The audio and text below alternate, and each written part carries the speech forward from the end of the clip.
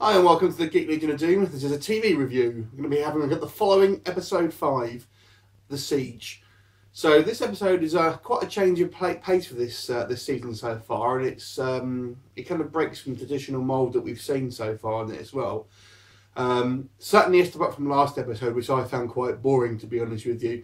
So this episode really, its main plot is that Joey, the young boy who is the son of Joe Carroll being held hostage by the 3 serial killers, actually manages to sort of sneak out and manages to make a phone call to his mum.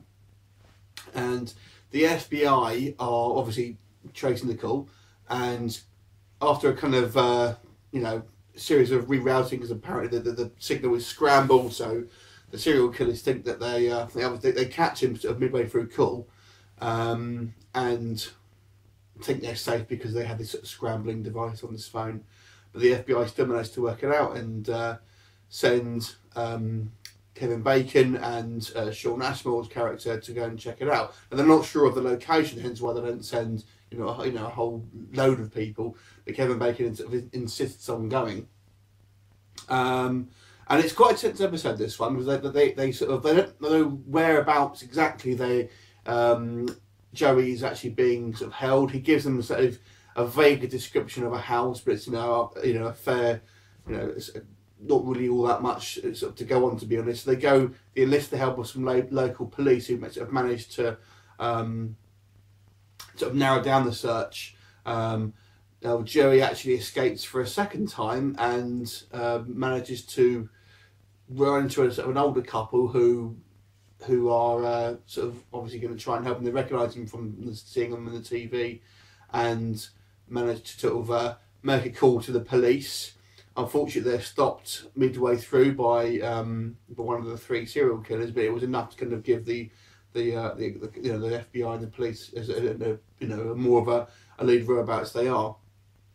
So you're actually introduced very briefly to two new followers. Now, what happens also in this episode is Joe Carroll sort of enlists the aid of an attorney. Now, she's not actually one of his followers, but it's basically she is sort of being coerced essentially by some of Joe Carroll's followers to essentially read out messages and sort of gather information, and deliver sort of messages between himself and the public, or himself and Claire, his wife. So that's also sort of happening concurrently with this, the events that also happen in the episode. So it's all quite tense. But I'll come back to that bit in a minute, because that does lead me to my one major criticism with this particular episode. So Kevin Bacon's character and Shawn Ashmore's character have split up, so to sort of cover more ground. And Kevin Bacon is with a policeman who you just know from the get-go is going to be cannon fodder. Let's just say it. You just know he was going to cark it. So they locate the house. They manage to find the bodies of the 2 older couple who were murdered by one of the serial killers, and sort of basically assume that they're in the next farm on, which of course they are. So Kevin Bacon and this other policeman sort of, they see the guys in this house, and sort of attempting to go for a closer look whilst waiting for backup. But the policeman is spotted by one of these sort of 2 new followers that have appeared. And basically, what's happened is that Joe Carroll has kind of asked his solicitor, or his attorney, to read out this message, which was some kind of trigger, and this has made this guy called Roderick, who I get the impression is maybe kind of almost second in command and sort of managing the followers, and he dispatches another guy called Hank to the farm, where obviously they're keeping Joey, to essentially sort of collect them and move them somewhere else. Now, whether they do it by phone, I don't know. He just sort of turns up unannounced in the farm. They don't even know who he is. So I don't know why they just didn't phone ahead, to be honest with you, if it was that urgent. But there you go. So they're in the sort of process of gathering up, and Kevin Bacon's character is there with the police guy, and this Hank sort of spots the policeman, and they get into a scuffle, and the policeman is shot. Kevin Bacon kills Hank, and unfortunately the policeman dies as expected. Now, what I did find strange is that the other three guys, the three serial killers, didn't really. They think, I thought I heard something, but a gunshot. I mean, there was not any other sort of noise going around. I'm surprised I didn't really hear properly a gunshot. I don't know. I mean, it didn't seem like that sturdy a building that you wouldn't hear a gunshot happening sort of a few meters away. But there you go, sort of a minor pick there. But it's enough to sort of send him into a bit of a sort of scurry to try and leave. Now what I was surprised about, that Megan, the character, who I thought was, to be honest, was going to be killed off, is still alive, because they're still trying to get the one guy who hasn't actually killed anyone yet to actually be his first victim, and he's still kind of reluctant to do so. I think maybe given a bit more time, he may have done it. But at the moment, he technically hasn't killed anyone. Although he's certainly not a good person. He's still in league with obviously Joe Carroll and his minions. But maybe out of all of them has the sort of the most humanity left in him. But he certainly doesn't want to save the girl. He just asks the other guy to sort of kill him for him.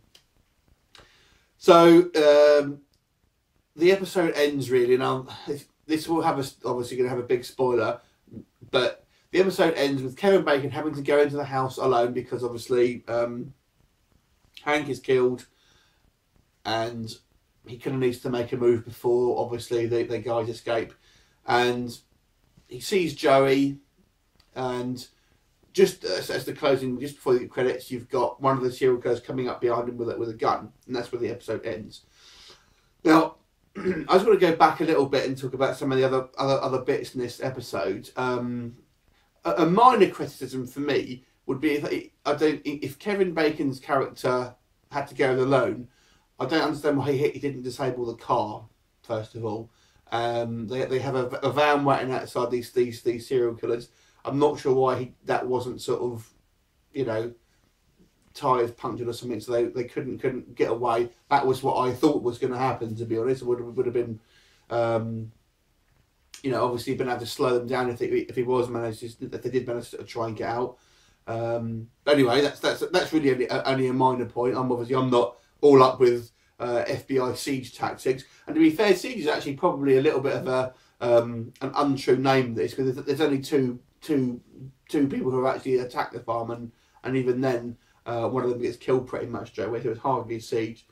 But the major issue I have here is Claire, who is Joe Carroll's ex-wife, makes a completely stupid decision. And I haven't mentioned this before, because this is, to me, my major criticism with this episode. And that is, she is contacted by Joe Carroll's lawyer and asked basically to meet someone in a sort of like a location, and that otherwise she won't see Joey again, and she just goes along with it. And to me, it just seems, I understand why you would trust a serial killer, especially when the FBI have got a good solid lead about where your son is. It just seems such a stupid decision, and done really for the sake of drama. So it seems to me what will happen is, obviously they're not going to kill Kevin Bacon's character, despite the cliffhanger. I think Joey will be rescued, and now Claire is going to be the one that's kidnapped to sort of keep the sort of drama going. Which, maybe I can understand, maybe obviously for the sort of keeping the sort of high stakes sort of state, that's why I did it. But I don't know, it just seems such stupid. I mean, it's so illogical. I don't understand why you would do that. And certainly, if you were going to play along, that you would at least sort of enlist the FBI to sort of try and catch these guys and what have you. So there you go. But I did enjoy the episode. I thought it was it was a tense episode. It really sort of kept me entertained, and I was really sort of watching what was happening next and kind of enjoying it. Apart from that one criticism, other than that, and a few minor niggles here and there, it was a good episode. Now, obviously, going forward, I think the son being kidnapped arc is going to come to an end, and I'm assuming we'll probably see at least some of the 3 serial killers that were holding him get captured or killed, which is just kind of a shame because they were kind of the most interesting parts of this show so far, and certainly the things that kept me entertained. So it'll be interesting to see what else develops. I guess they may just sort of almost the same kind of thing with the mother now, who is sort of driven away in this Roderick's car. So we'll see what happens in that one. I'm quite looking forward to the next episode to see how all this bit sort of concludes. So I'll give this one a 7 out of 10. Considerably more interesting episode than the last week's one. So have you seen it and what did you think? Leave me a comment. I look forward to seeing you next time. See you for now.